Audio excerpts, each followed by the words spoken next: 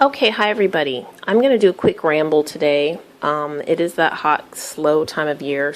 And I brought up NLP anchoring in a video on my other channel, where you have this, this process of automatic associations and automatic internal responses. And this is something that I think really needs to be addressed because, okay, for instance, when I first got on YouTube with my little bee theme, I had tons of people come over and yell at me and tell me that I'm a Mason because I had a bee theme. They so automatically had gotten to the point where they had this automatic association of bees with Masons. And it reminds me of, and I talked about this in other videos too, is, the automatic association everybody has when they see a swastika, they instantly think Nazis.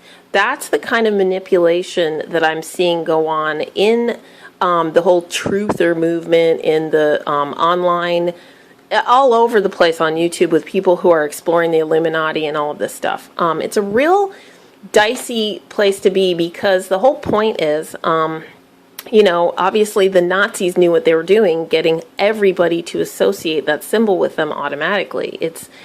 In a way, it's almost like your subconscious has now abdicated power to a certain extent. And that's what they want. And I see other people on YouTube using this to create automatic associations in other people. A lot of people want to anchor you in their narrative. They want to use associations with symbols and wordplay and numbers and all of it to anchor you and box you in a certain way. And what I was driving at with the whole infinity in a box thing is just like we are all, when we come into a body, we are an archetypal expression. So you have all these multiple religious systems, mythologies, and all these different systems of maps and models like the I Ching and the Kabbalah, and they have all kinds of correspondences that you can find among them because they're all coming from the same architecture.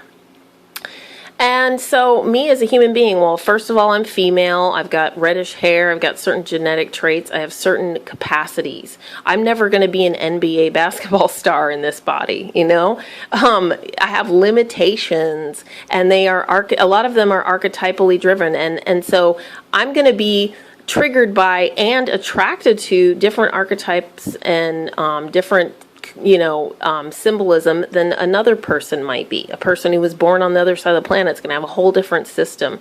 But we're still coming from the same architecture. And yes, the language of consciousness and thought can be broken down to numbers, but because it's fractal, we have that access to infinity.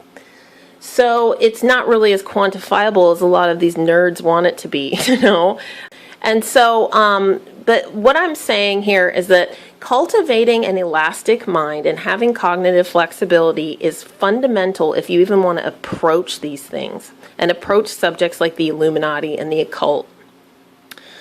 Because otherwise you're going to be worked over. And a lot of spell work is just anchoring you in automatic internal associations and responses, because what that does is then it ends up controlling your behavior. And again, like I pointed out, the 6 directions of 3D, and when somebody's putting a hex on you, they're trying to control your movements in space and time, and they use the mind to do it. And it's weak. A lot of what I see on YouTube is very weak. It's very blatant. So, it's just like you have to unplug from some of that. And what I'm also noticing is, that people get locked into these codes, and people get locked into their automatic responses, and it dumbs people down. A lot of it is the Christians, they're very triggerable, and what happens is you have these people who have that inelastic mind. They don't have any kind of real study of these systems going on, and so they end up latching on. And what I've noticed is things like, okay, here, let me use an example, like the number 11, for instance. I've seen the number 11, I've seen people actually say the number 11 is the Illuminati's number. I've had people say the number 11 is evil.